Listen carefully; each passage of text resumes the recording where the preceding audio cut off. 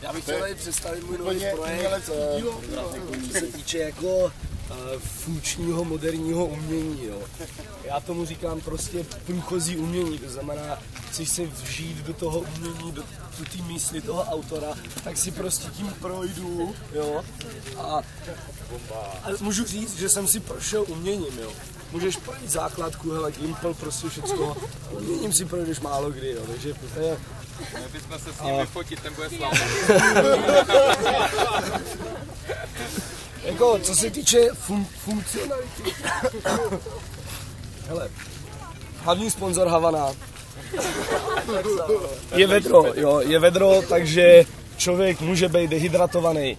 Metaxa, otevřeš, jo, je to iOtvírák 2.0, je to zadarmo stahovatelná aplikace, můžeš si to stáhnout do jakýhokoliv iPhone, jo. Dotkneš se slunce, je takový dobrý na pohmat. A zase to dáš jako zpátky, jo. Je to takový shareware v podstatě, jo. A další sponzor, jo. Coca-Cola. Děkuju. Dotkneš se slunce, chceš si třeba vypláchnout ústa. To je poslední čistý tričko, krásně. Ale je to tričko, je. Ty vole, no. A tady tohle udělala iBouška. To byl takový projekt od Apple. To neukazuje, že to rozbitý, to ukazuje, že to Aha. Tohle byl projekt od Apple jako bouška, ale byla to bouška verze 1.0. Bouška verze 2.0. Já už to je nějaké postmoderní umělecké dílo? To je průchozí umění, víš. Ale to je nějaký street art. projdu si uměním, jako jo. Je to takový jako funkční, můžeš si dotknout slunce, hydratovat se můžeš, tady jsou provizorní repráky, nebo grill. Chceš grillovat, máš to jako plastový ten, jo. A co se týče třeba bezpečnosti, jo, to především bude zajímat. Tak tady máme tyhle části, já říkám Prokop Diviš, jo. Tady mám hromosvod, zapatkovaný, všechno v pohodě. Bude další taková skurvená bouřka, práskne do toho blesk, hele. Mám hromosvod, jo, Prokop Diviš to tady jistí.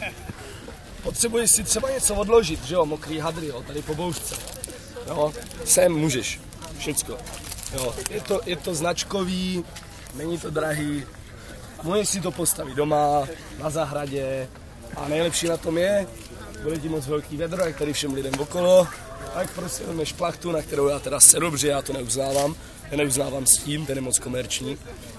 Je strašně přeceňovaný, víš co, spousta lidí si říká, ty vole, stín, ne, jako pohoda, ale říkám, ne, jen si kurva pečte na tom slunci, jo. Můžeš přesto přetáhnout plachtu, máš další stán.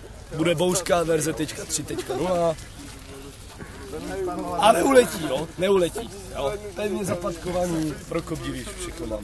A tak tady jenom, že jsem úplně opomněl, jo. Tohle je moje spoluautorka, právoplatná. A šokla mě tam. A tam je další věc, jo, IKEA Family, taky můj další projekt s Prokopem Divišem na střiše, jo. Prokop Diviš je taky shareware, můžeš si ho stáhnout, jo, je to normálně volně šiřitelná aplikace. Řekni ještě cenu. Ale cena je nevyčíslitelná. Cena, to je komerční, ne? To peníze a takovýhle věci prostě my v tady průchozím umění neuznáváme. Tak Honzíku, díky moc. Já děkuju. Děkuju moc, mějte se pěkně, užijte si zbytek festivalu.